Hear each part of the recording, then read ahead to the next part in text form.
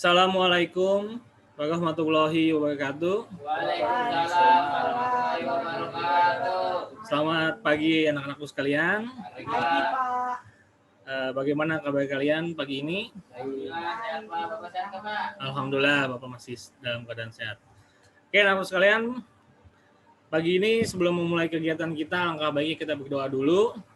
Untuk ketua kelas silakan Bambang dipimpin teman-temannya. Mari kawan-kawan kita berdoa untuk belajar, berdoa untuk pelayan masing-masing, berdoa dimulai.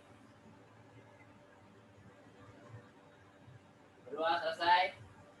Oke. Salam. Assalamualaikum warahmatullahi wabarakatuh. Waalaikumsalam warahmatullahi wabarakatuh.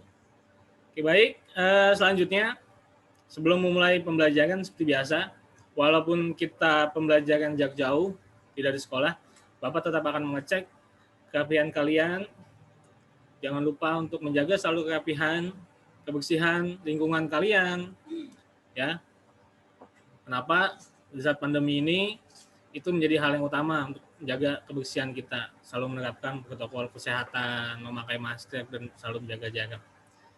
Untuk pembelajaran sejarah, tidak lupa untuk selalu Bapak ingatkan, yaitu adalah keaktifan kalian dalam pembelajaran sejarah.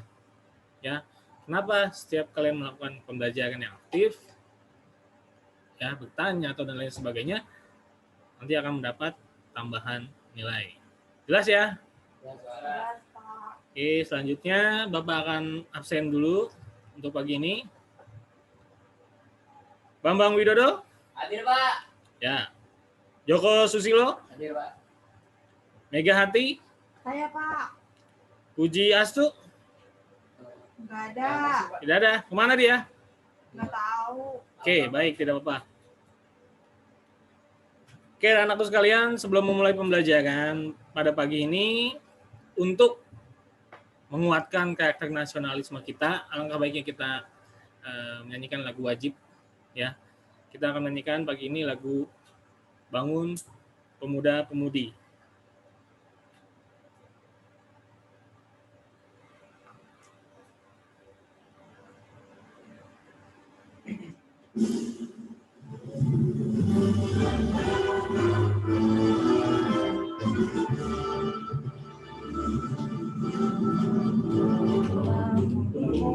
Pemuda Indonesia, dengan maju singsikan untuk negara, masa yang akan datang, kewajiban mula menjadi tanggunganmu terhadap nusa, menjadi tanggunganmu terhadap nusa.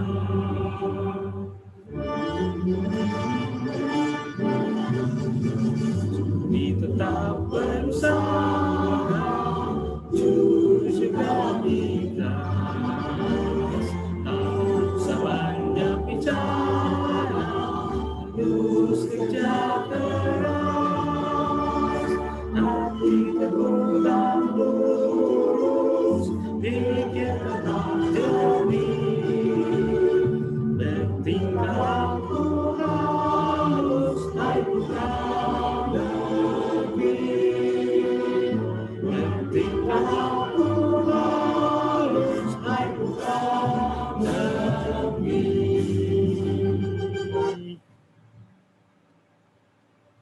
Oke, terima kasih. Selanjutnya, ya, Bapak akan dengan adanya pandemi di Indonesia saat ini, ya, itu bukan menjadi hambatan untuk kalian menjadi patah semangat, bukan akhir perjuangan seorang pelajar. Justru dengan adanya pandemi ini, kalian harus memiliki yang namanya motivasi, inovasi, serta kreativitas untuk mendapatkan pendidikan. Ya, meskipun kita belajar tidak tatap muka secara langsung, yaitu melalui pembelajaran jarak jauh, pesan Bapak adalah jangan berhenti. Karena Jika kita berhenti, kita akan ketinggalan. Jangan lemah, karena jika lemah, kita akan kalah. Ya.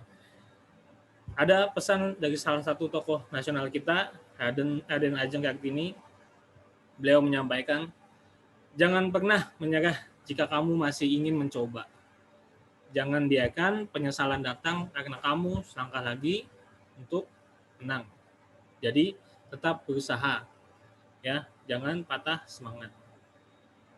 Oke, kita masuk ke dalam materi kita. Di materi sebelumnya, kita sudah membahas peristiwa sekitar proklamasi kemerdekaan Indonesia. Untuk materi sebelumnya, masih ada yang mau ditanyakan? Apa sudah paham semua? Sudah. Oke, baik. Jika sudah paham, kita akan masuk ke dalam materi baru kita. Judulnya adalah Usaha Mempertahankan Kemerdekaan Indonesia. Untuk materinya dan poin-poinnya sudah Bapak serahkan ya. Nanti kalian baca di rumah, baca baik-baik, kemudian dipelajari, dipahami. Ya. Sebelum Bapak memulai materi, Bapak ingin bertanya pada kalian. Ya. Apa saja usaha mempertahankan kemerdekaan Indonesia? Ada yang tahu? Coba silakan. Ya, oke, Megahati. Menghadapi tentara sekutu. Ya, bagus. Ada lagi mungkin yang lain? Ya, silakan. Perjuangan politik. Ya, bagus. Joko, perjuangan politik. Ada lagi yang lain? Oke. Jadi apa saja usaha mempertahankan kemerdekaan Indonesia? Yang pertama, ada pergelucutan senjata Jepang. Yang kedua, menghadapi tentara sekutu dan nikah. Yang ketiga, perjuangan politik untuk mendapatkan pengakuan internasional. Itu usaha mempertahankan kemerdekaan Indonesia. Oke, langsung kita masuk ke dalam materi kita pada pagi hari ini. Ya. Sebelum memperoleh kemerdekaan, bangsa Indonesia terlebih dahulu memproklamasikan kemerdekaannya, yang kita kenal dengan proklamasi kemerdekaan. Proses ini awalnya terdengar dari berita kekalahan Jepang dari pihak sekutu. Pada saat itu juga, ya, ada sekelompok pemuda yang mendesak Soekarno-Hatta untuk secepatnya memproklamasikan kemerdekaan bangsa Indonesia. Tetapi dengan alasan menunggu janji Jepang, Soekarno-Hatta tidak dengan segera memproklamasikan kemerdekaan Indonesia. Hal inilah yang mendorong para pemuda melakukan aksi penculikan terhadap Soekarno-Hatta ke daerah Rengas Dengklok, yang akhirnya kita kenal dengan peristiwa Rengas Dengklok. Setelah peristiwa Rengas Dengklok, proses perumusan teks proklamasi bertempat di rumah Laksamana Muda Tadashi Maeda. Ya, kenapa di rumahnya Tadashi Maeda? Sebagai tujuannya adalah pertama tujuan keamanan, yang kedua agar tidak terganggu oleh pihak Jepang. Nah, upaya mempertahankan kemerdekaan Indonesia melalui berbagai upaya. Yang tadi sudah Bapak jelaskan, yaitu pergelucutan senjata Jepang, kemudian menghadapi tentara sekutu dan nikah, serta perjuangan politik untuk mendapatkan pengakuan internasional. Kedatangan pihak sekutu ke Indonesia tujuannya adalah melepaskan tawanan perang tentara sekutu dari Jepang dan melucuti tentara Jepang. Pada awalnya diterima baik oleh bangsa Indonesia. Namun setelah tahu kedatangannya diboncengi oleh NICA. Apa itu NICA? NICA itu kepanjangan dari Netherlands Indies Civil Administration. Tujuannya Belanda ingin menguasai wilayah Indonesia. Nah, pada masa itu Belanda melalui pemimpin Van Mook membentuk negara-negara bagian. Ya, ada negara Indonesia Timur, ada negara Pasundan, daerah istimewa Borneo Barat, kemudian ada negara Madura juga, negara Sumatera Timur, dan negara Jawa Timur. Oke, di poin yang sudah Bapak jelaskan, yang sudah Bapak berikan kepada kalian kemarin, mungkin bisa dibuka poin-poinnya. Ya, apa saja yang menjadi materi kita pada pagi hari ini.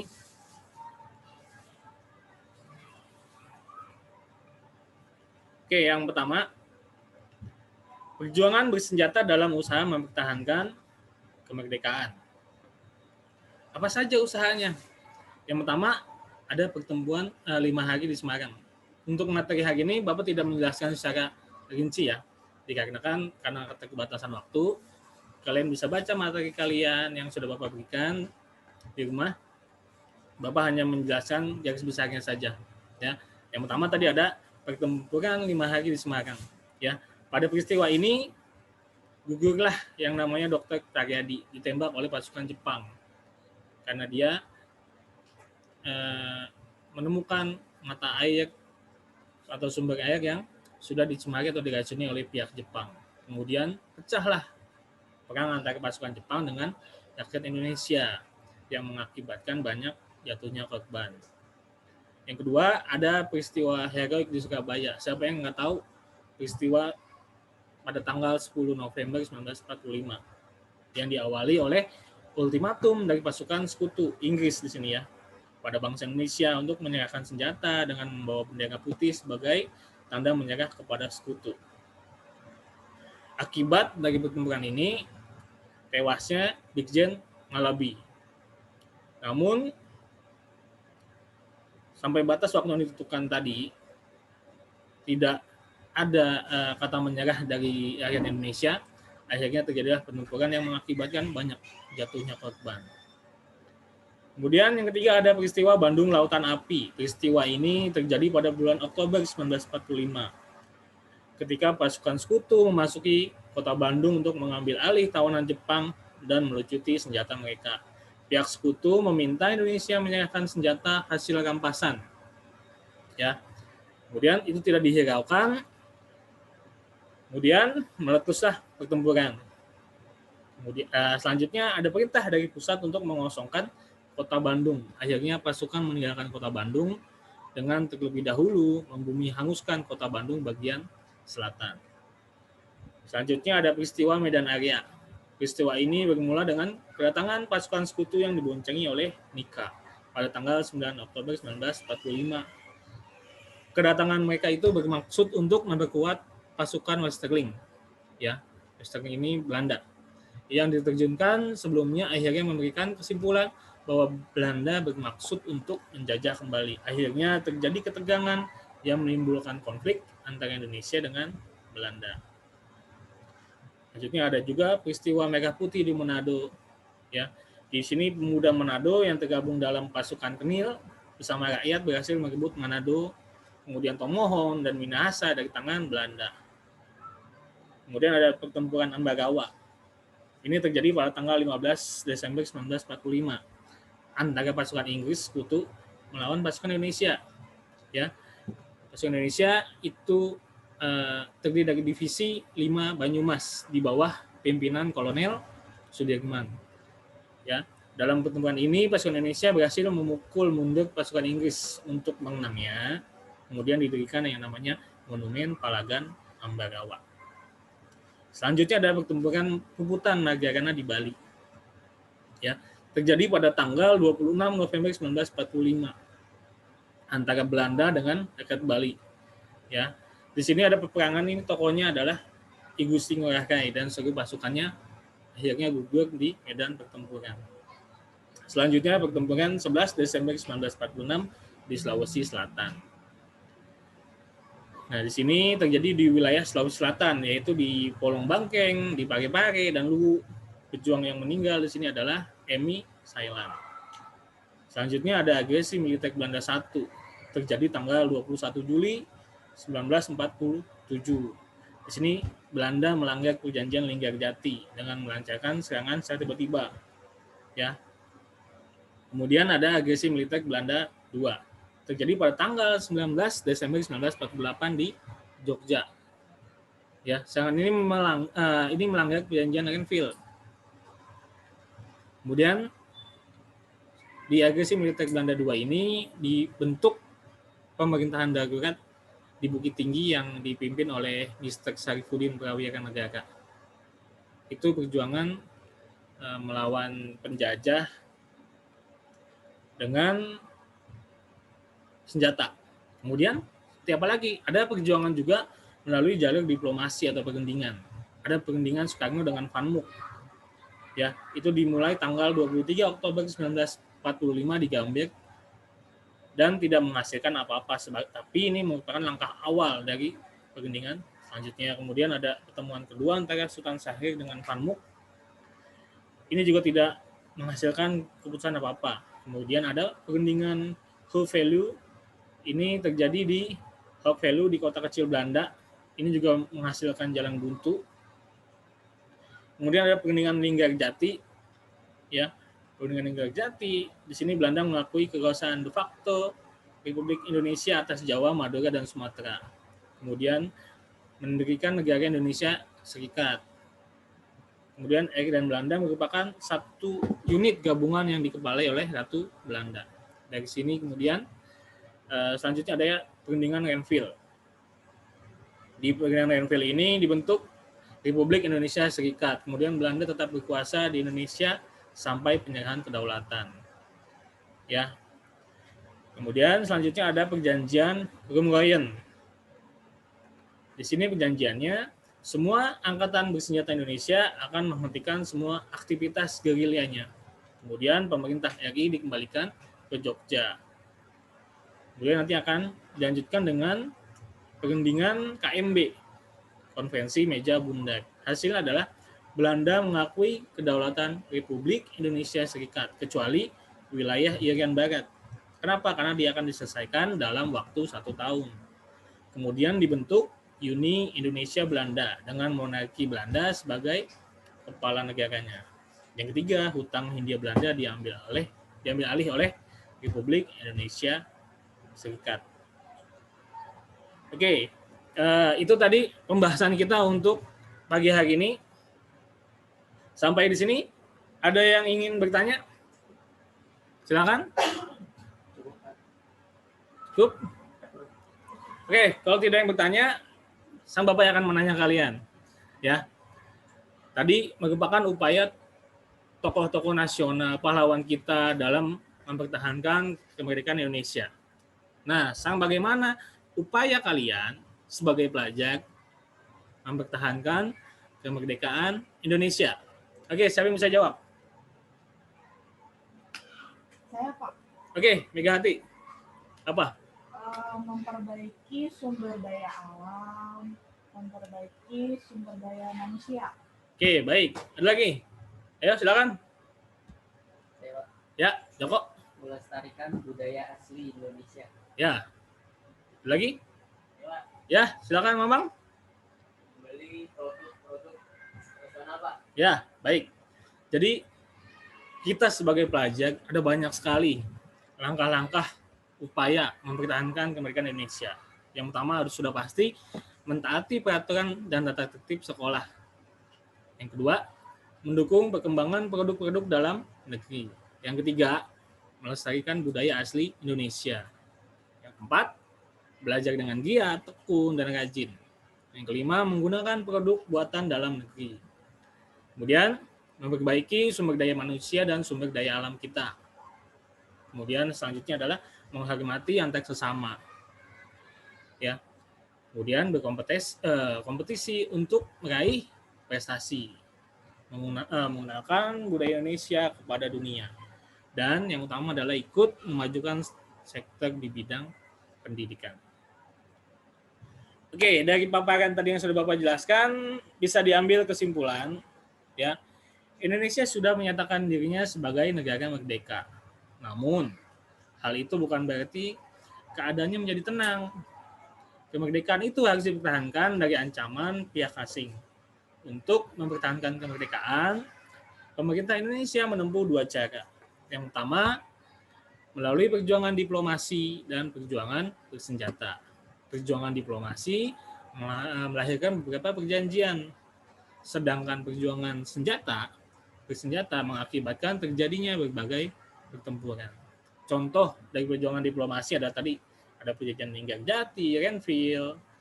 Kemudian contoh dari perjuangan bersenjata itu ada pertempuran di Surabaya, di Ambarawa, di Medan Area. Oke, kita akan coba kuis untuk pagi hari ini. Bapak akan memakai Kahoot. Jadi silakan kalian membuka Kahoot-nya, ya. Oke. Silakan login, membuka webnya melalui www.kahoot.it.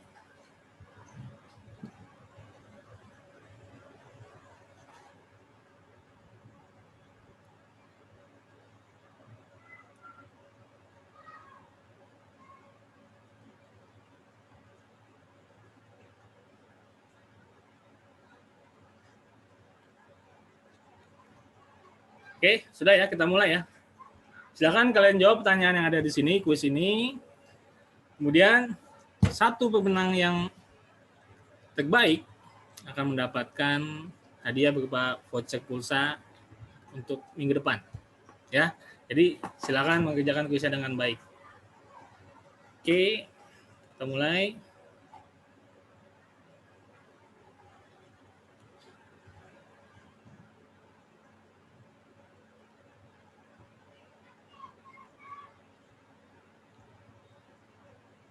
Silakan dipilih. Oke. Salah satu pemimpin warga Surabaya pada pertemuan 10 November adalah Bung Tomo jawabannya. Oke, next. Di soal ini masih Mega Hati memimpin ya, poin ya. Kita lanjut ke dalam soal kedua. Pertempuran 10 November di Surabaya diperingati sebagai hari apa?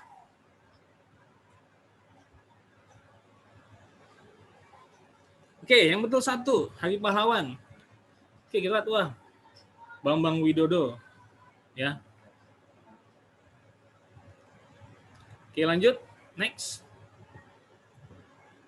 Di soal nomor 3, Jenderal Inggris yang tewas pada pertempuran di Surabaya. Siapa? Tadi sudah Bapak jelaskan.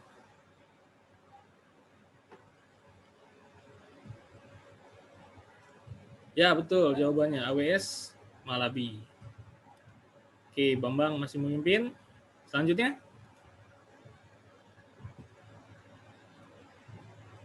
Ya, tokoh ini berperan sebagai wakil Indonesia dalam perjanjian apa? Ada di materi yang sudah Bapak berikan. Ya, betul. Jawabannya adalah KMB. Bambang masih memimpin. Oke, soal nomor 5, betul atau salah? Belanda mengakui kekuasaan de facto Republik Indonesia atas Jawa, Madura, dan Sumatera merupakan isi perjanjian Renville. Betul atau salah?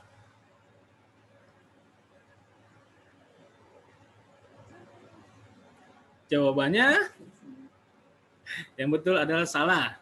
Ya, Belanda mengakui kekuasaan de facto Republik Indonesia atas Jawa, Madura, dan Sumatera merupakan isi dari perjanjian Linggarjati. Oke, kita lihat siapa yang menang. Ranking satunya adalah juara 3 dulu, kita lihat Mega Hati juara 3, kemudian Joko juara 2, dan juara 1 adalah Bambang. Oke, Bambang. Selamat untuk Bambang.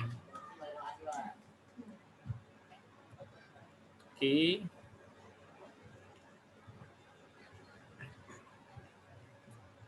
Oke, anak-anakku sekalian, ya. Demikian pembelajaran hari ini. Sebelumnya, Bapak ingatkan lagi untuk mengerjakan tugas yang sudah diberikan, kemudian membaca materi yang sudah diberikan juga. Jangan lupa minggu depan kita ulangan. Oke, demikian pembelajaran hari ini. Kurang lebih Bapak mohon maaf.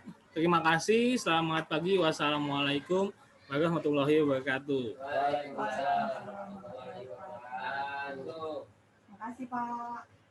Terima kasih, Pak.